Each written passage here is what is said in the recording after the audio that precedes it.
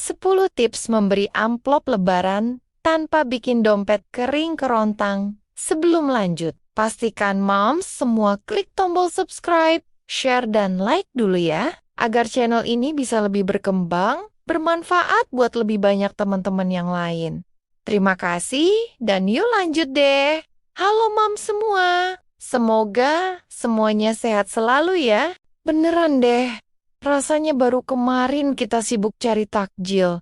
Kok tiba-tiba kalender sudah mau nempel di angka lebaran saja ya? Jujur ya Bu, momen ini tuh rasanya kayak mau ketemu gebetan, tapi dompet lagi dalam masa kritis. Apalagi kalau lihat fenomena sekarang, di mana harga cabai sama bawang sudah setara harga emas batangan. Penting banget nih, kita bahas soal tips amplop lebaran ini, supaya niat baik kita berbagi kebahagiaan, tidak malah bikin kita makan nasi garam sebulan penuh setelah hari raya nanti. Sebagaimana sempat ramai dibahas di artikel portal berita Gaya Hidup yang menyebutkan kalau manajemen ekspektasi saat lebaran itu kunci kesehatan mental emak-emak. Maka mari kita atur strategi supaya salam tempel tetap jalan, tapi dapur tetap ngebul dengan riang gembira. Pertama, langkah paling krusial adalah buat daftar list penerima secara mendetail dan rahasia, seperti agen intelijen negara. Jangan sampai kita main tebak-tebakan di depan pintu, karena itu bahaya banget buat sirkulasi uang di dompet kita. Misalnya nih, kelompokan anak kecil yang masih balita, anak sekolah, sampai saudara jauh dalam kategori yang jelas, supaya tidak ada drama salah kasih nominal ke keponakan yang sudah kuliah. Ingat ya Bu, kuncinya adalah disiplin pada daftar yang sudah dibuat sejak awal, supaya tidak ada pengeluaran siluman yang tiba-tiba muncul saat kita lagi asyik bagi-bagi amplop di hari kemenangan nanti. Tips kedua, mari kita hilangkan rasa gengsi yang setinggi langit itu.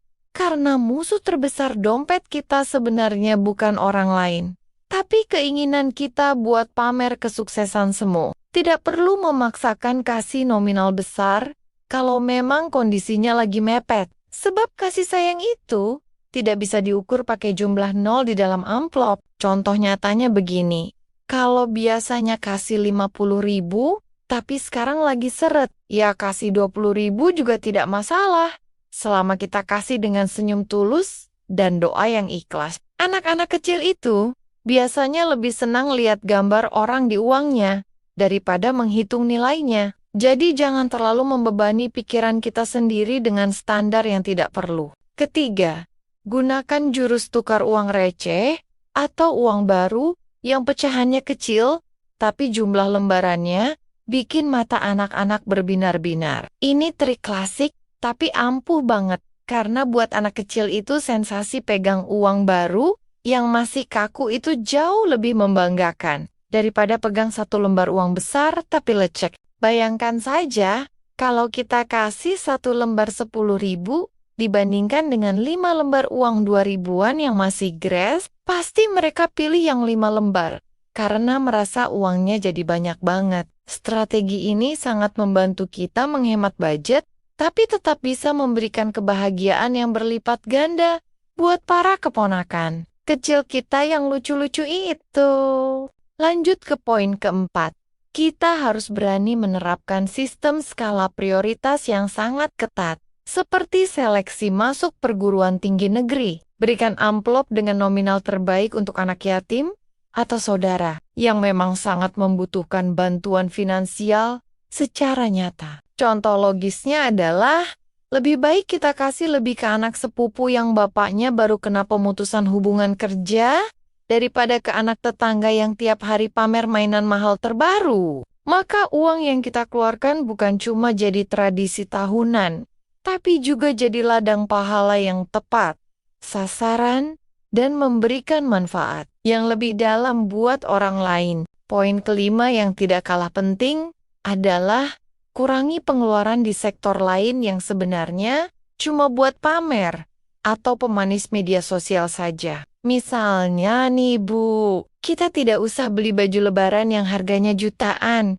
Kalau cuma dipakai buat foto 10 menit, lalu masuk lemari selamanya. Alokasikan saja dana baju baru itu ke dalam budget amplop supaya kita bisa berbagi lebih banyak tanpa harus merasa bersalah saat melihat saldo rekening di akhir bulan. Ingat ya, orang lebih terkesan dengan kebaikan hati kita saat berbagi daripada melihat kita pakai baju berkilau yang harganya bisa buat cicilan motor sebulan. Tips ke-6, cobalah untuk lebih kreatif dengan memberikan hadiah dalam bentuk barang yang bermanfaat daripada sekadar uang tunai yang langsung habis buat beli kembang api. Kadang-kadang, anak-anak lebih butuh buku gambar atau alat tulis baru daripada uang 10.000 yang cuma bertahan 5 menit di tangan mereka. Misalnya, kita beli paket alat tulis grosiran yang harganya jauh lebih murah.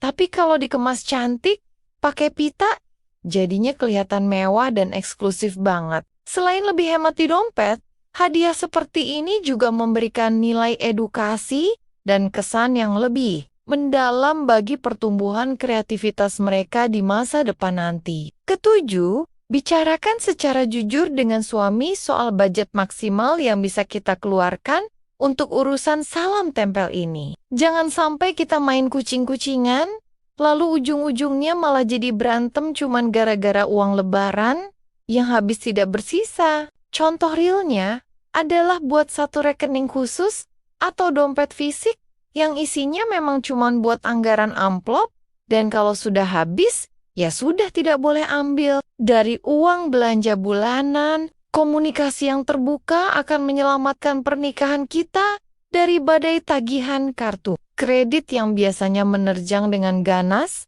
setelah euforia hari raya berakhir. Kedelapan, ajarkan anak-anak kita sendiri untuk tidak mengharapkan amplop dari orang lain sebagai tujuan utama saat berkunjung ke rumah saudara. Kalau anak kita tidak punya mental pemburu amplop, kita pun tidak akan merasa terbebani untuk melakukan hal yang sama kepada anak orang lain secara berlebihan. Berikan contoh pada mereka bahwa Lebaran itu momen maaf-maafan dan silaturahmi, bukan ajang untuk mengumpulkan modal buat beli konsol game terbaru. Dengan menanamkan nilai ini, kita sudah membantu memutus rantai budaya materialistis yang kadang bikin pusing kepala setiap kali menjelang bulan Syawal tiba. Poin ke-9, mulailah menabung untuk dana Lebaran ini sejak jauh-jauh hari atau bahkan sejak awal tahun secara konsisten. Kalau kita sisihkan sedikit demi sedikit setiap bulan, rasanya tidak akan seberat kalau kita harus keluarkan uang dalam jumlah besar secara mendadak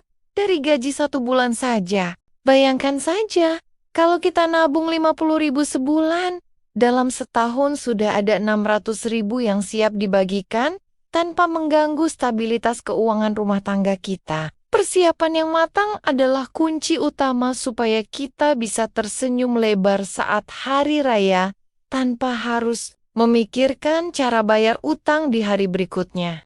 Terakhir yang ke-10, selalu ingat untuk menyisihkan dana darurat untuk kebutuhan setelah Lebaran yang biasanya justru jauh lebih mendesak. Jangan sampai semua uang habis buat kasih amplop ke orang lain, sementara kita sendiri bingung mau beli beras buat makan keluarga di minggu depan.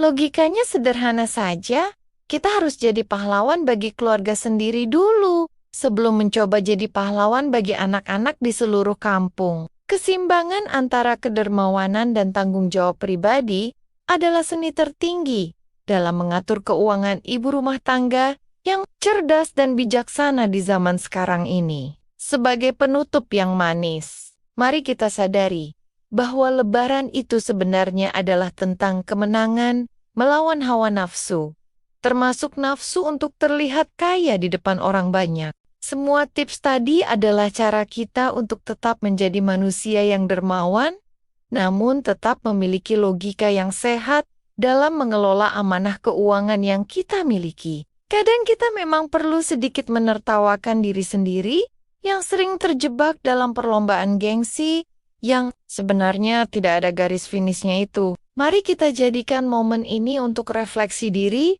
Apakah selama ini kita memberi karena benar-benar ingin berbagi, atau hanya sekadar takut dianggap pelit oleh lingkungan sekitar? Sudah siap belum nih buat mulai menyusun daftar penerima amplopnya sekarang juga agar semua rencana berjalan lancar tanpa hambatan? Kalau kamu merasa terbantu dengan tips ini, jangan ragu untuk membagikannya kepada teman-teman sesama ibu, supaya kita bisa kompak menjaga kesehatan dompet bersama-sama.